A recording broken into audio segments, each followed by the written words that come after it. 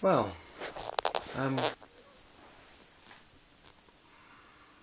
this is actually the second time I've recorded something like this, but I haven't been quite able to upload the first one, so I don't know whether I will be able to at some point, but hopefully I will. I might have to edit some of it. Sorry that sounds really odd, and I'm sorry if actually anybody's watching at all that I haven't uploaded anything for a while. I've had a really crap couple of weeks for lots of reasons, most of them to do with work really, and I won't go into that. And I felt really awful. I felt really quite overwhelmed and, to be honest, quite distraught, really not knowing what to do, scared that I'm going to lose my job, scared that would mean that I can't afford to live. Scared that would mean that I'd lose the flat. Scared about how that level of failure would be received by my parents, I guess. Like everybody, I might be 39, but we're all still trying to gain the approval of our parents. Well, I guess I don't have to gain the approval of mine, but I don't like to let them down.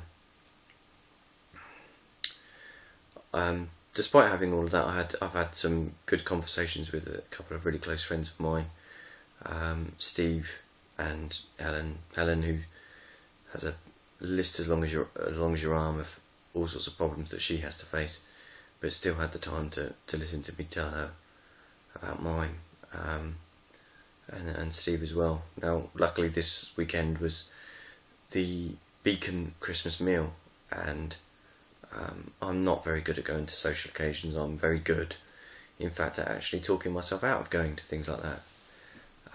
But this time, with a bit of nudging from him, I made sure that I didn't talk myself out of it, because I really needed, despite not being able to really afford it, I really needed to get out and really needed to spend an evening with some people, some that I haven't actually seen all year. And I don't really just mean the year that has only been going for 8 days.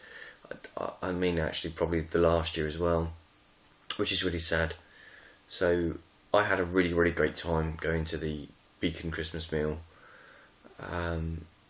Again, just to get out, let my hair down,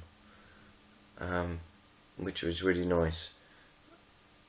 I've had a nice weekend with my daughter, and things aren't feeling so hopeless. And I guess it might sound a bit odd to talk about this without really going into details, but I guess like the message that I want to give is that no matter when you're in the depth of despair and you don't think that there's actually any way out and there isn't any way forward, then actually there is. I've gone through some real depths of emotion over the last couple of weeks. I'm really to the point where I can't face the day-to-day stuff, and that was making me think of times previously where I felt quite depressed. And I don't want to use that word loosely, I know it's bandied around a lot, but there were some other times in my life where actually things have really been too much for me, and I found that impossible to cope with. What I've been reminded of on this occasion is that no matter how awful it seems, no matter how bad, no matter how desperate, no matter how impossible the situation is, really, if you think about it statistically, in order to find the good times, you've just got to keep going until the bad times run out. You've just got to stay alive long enough for that to happen, and that's the main thing. You might feel like you've got nothing to live for, but what I've also realised over the last couple of days is that I've got lots of things to live for, my daughter being the number one, and all of these other things are just things. They're not important. It doesn't matter. I've got her. She's got me. I've got lots of friends that love and care about me. And that sometimes might sound quite miraculous in itself, because I'm quite a difficult person to get along with. And I'm perhaps sometimes a bit stubborn and self-opinionated.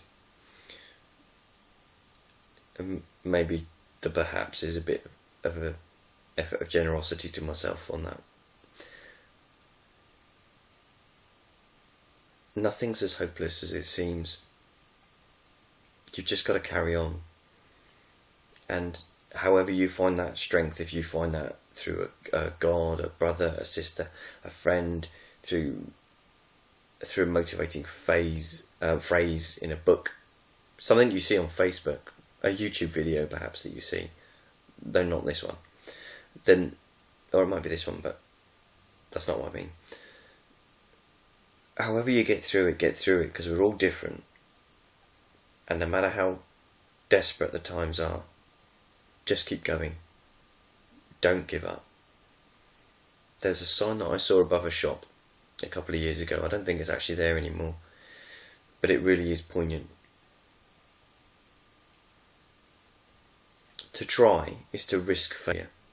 To fail to try is to guarantee it. If you really want to fail, stop trying, because that is the only way to make sure that you do.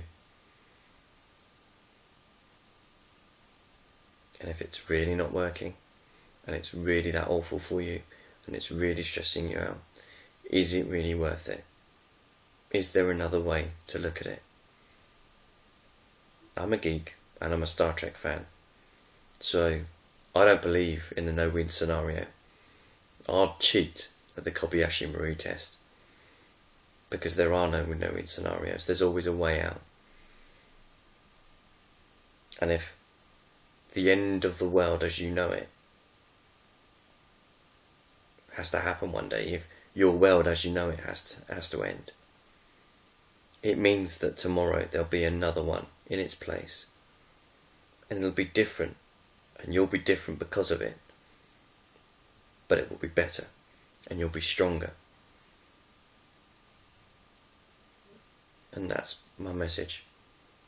And I'm sorry that that's unedited, and I'm sorry that's clumsy and poorly lit. But please don't give up. You're wonderful. Human beings are fantastic and amazing. And you're one of them. And there's 7 billion people on the planet. And you're the only one that can be you. Night.